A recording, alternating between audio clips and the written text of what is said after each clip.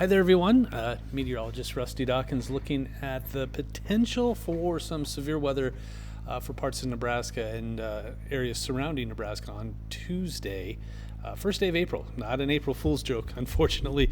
We may see some strong to severe storms. Now, I'm going to run through a couple of different models here, and we'll see if any of them vary, kind of similar to what I usually do for like snowfall potential, but this is for severe weather potential. So let's take a look.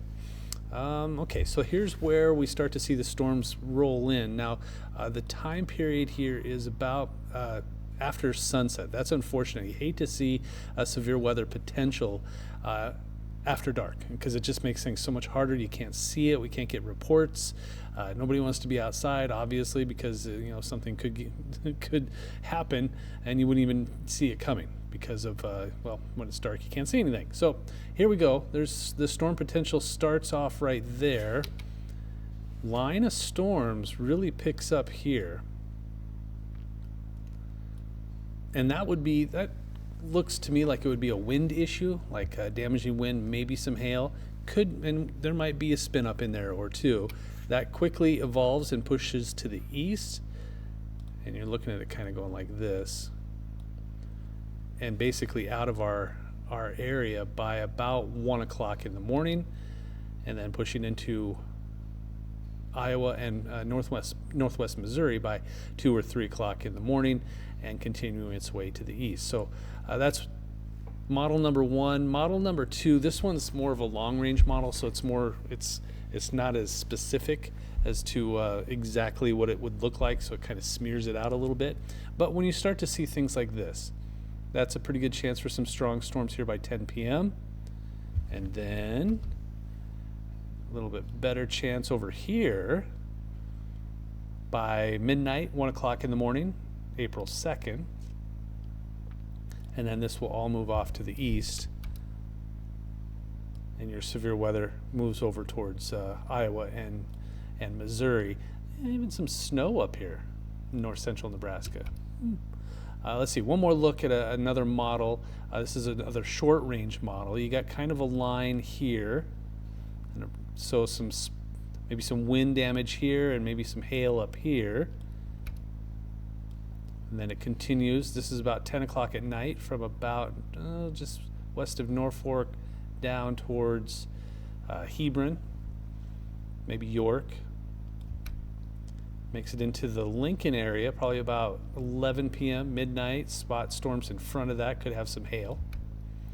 And then by about 11:30 midnight, it starts to move east of Lincoln and Beatrice into Iowa and northwest Missouri, and all is quiet according to this model after midnight.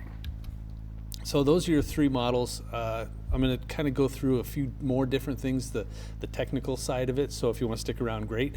If not, completely understand.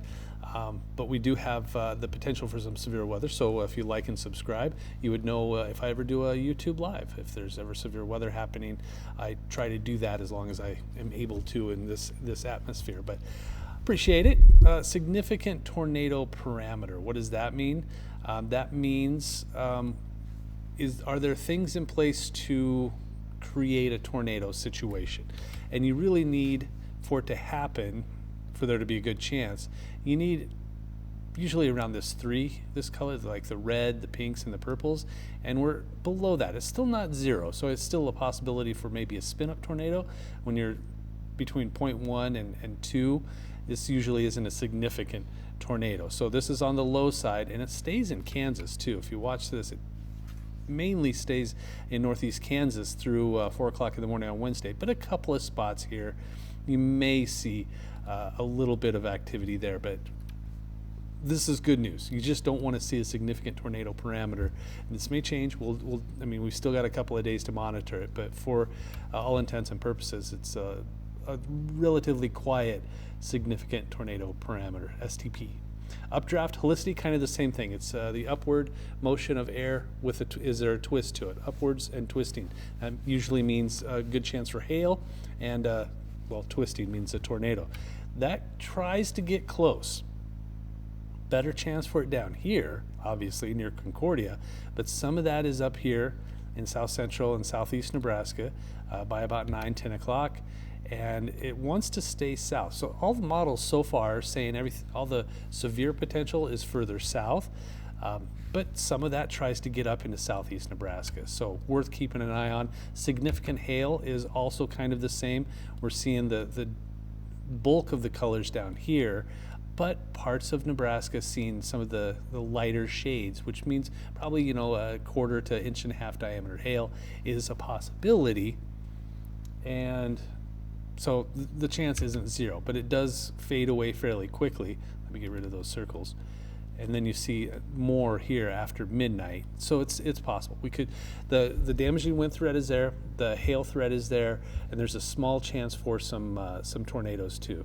Now will they be really large, dangerous tornadoes? It doesn't look like it right now, but we'll do another update as we get closer and closer and see if anything has changed before Tuesday. Today's Sunday, still got Monday, still got most of Tuesday, and then we'll see if anything changes.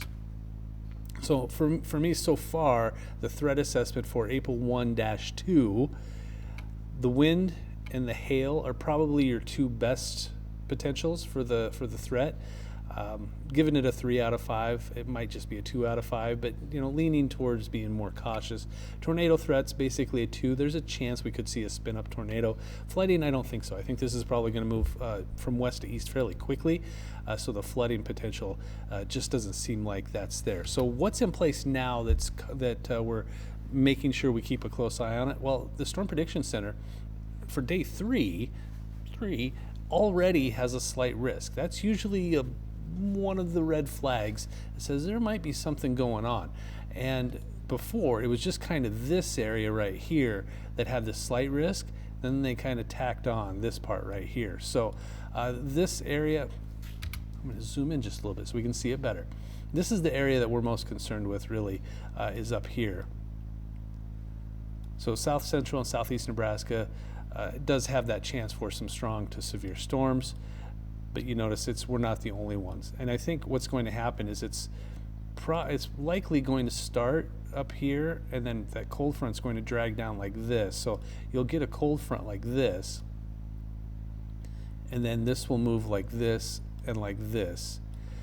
And we're, I think, the very northwestern edge of this, which is this area right here, is going to be kind of where there's going to be a sharp cutoff. You're going to have some strong storms right to the south, and then the further north you go, it'll be cut off fairly quickly. So this area that I have circled here for Tuesday and very early Wednesday, very iffy, and that happens sometimes when you're in March and just getting into April. It's still, you have a large area of cooler air up here, and even some snow still on the ground up here.